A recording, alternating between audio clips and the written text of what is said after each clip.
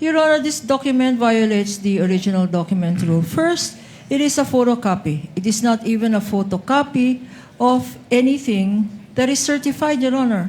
Although, under the original document rule, you can dispense with the presentation of the original. If you present the original first and then substitute a copy, because a copy, a photocopy, is now considered likewise, if properly authenticated, as an original. This is a scrap of paper, Your Honor. We don't even know.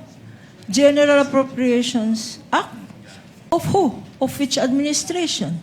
And consisting of how many pages, Your Honor? This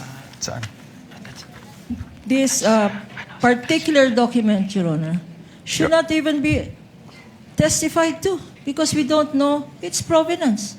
For all we know, we don't know where this document came from. Punta na lang po tayo sa OVP confidential funds for 2023. You confirm, Mr. Witness, na ang OVP confidential funds for 2023 ay nakapag-issue rin kayo ng AOMs for the first, second, and third quarter. Tama po ba? For the first and second lang po kasi yung third quarter, nag-drop po ako and hindi ko na po naabutan yung issuance noon dahil nag-transfer out na po ako sa Okay. iba. Okay. At hindi na rin po alam kung, just if you're aware, kung sumagot ang OVP doon sa mga AOMs ninyo. Hindi na rin po alam yan. Yes, sir. Okay. Sige. Diretso na lang po tayo sa DepEd. Para hindi na po tayo tumagal. Sa DepEd po, nakapag-issue rin po kayo ng AOMs. Tama? At least for the first and second quarter nung nandun pa po kayo. Yes, sir. Tama po. Apo. And kanina po, pinag-uusapan po natin yung mga disbursement vouchers ng DepEd. Kung saan natukoy nyo doon na hindi compliant dahil MOOE yung nakasulat sa disbursement vouchers. Tama po ba? Naalala niyo po yun? Sinagot ko lang po yung tanong ni Attorney Lorna kanina. At ang sagot niyo po, natatandaan niyo po ba yung sagot niyo? Ay MOOE siya at hindi confidential funds. Yes po. Now, Mr. Witness, I will show you a page of the General Appropriations Act. Can I have that copy?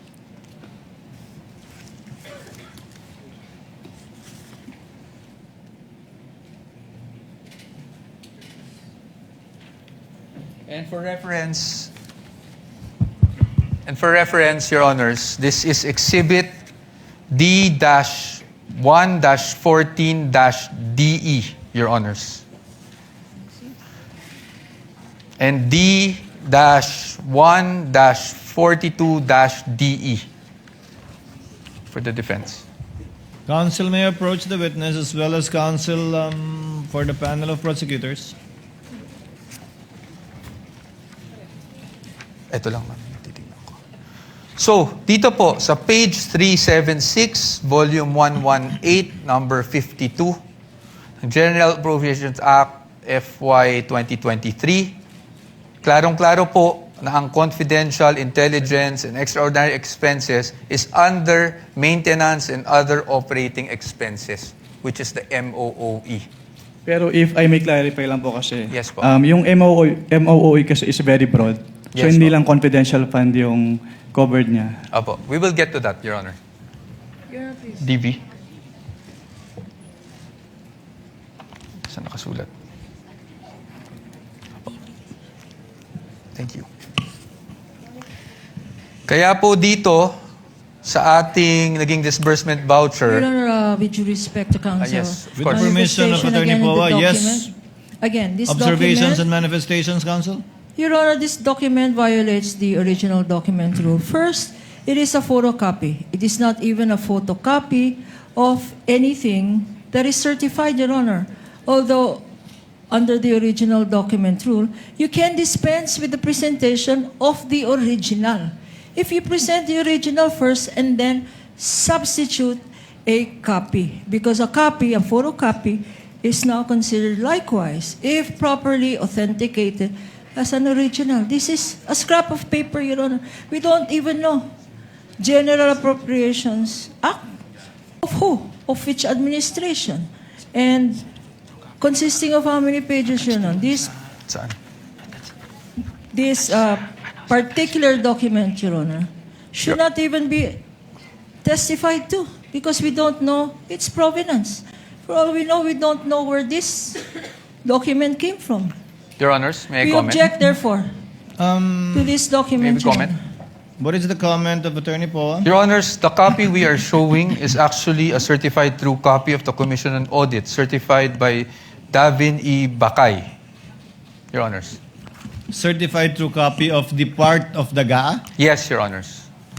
Anyway, Counsel, we will be ruling on the admissibility of these documents when the formal offer is made after the presentation of evidence in chief by the respondents. We submit, Your Honor, but as another observation, Your Honor, we are aware, I think Counsel is aware, that if you produce and you ask questions on a portion of a document, then you are compelled to produce the whole document, Your Honor.